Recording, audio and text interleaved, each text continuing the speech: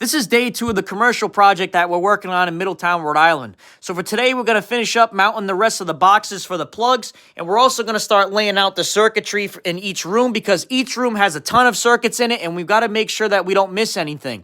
But first, I got to finish up these plugs. So what I got going on in this room is we had a little bit of an issue because there was a 36-inch counter, and basically I got to get my plug above the counter, but the wall isn't that high. So I don't really have much room for error here. So what I did was I cut the top plate out with a pair of tin snips, and then I used these bracket bars here. And basically, when I measured from the top of the counter to the bottom of the plug, I had 1.5 inches. And then when I put a plate on there, I had plenty of reveal. That way, everything looks proportional. So this worked out perfect.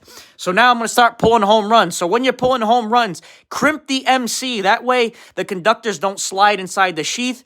And then also, here's another pro tip. If you have 3 home runs in a row, like basically in a straight line, just pull all 3 at once. That way, it saves time. So that's what I like to do.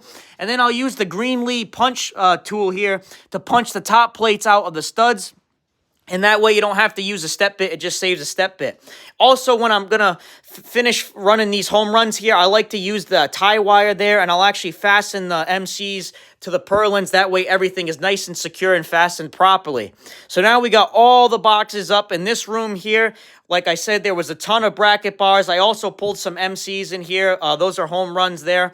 And then also on these other walls here, everything is completely laid out. And now for tomorrow, we got to finish pulling home runs. But this is what the MCs look like when they're properly fastened to the purlins. Notice how they're not sagging. I hate when I see the MCs and they're just sagging on the purlins. That's not properly fastened. You got to make sure that you either use zip ties or tie wire.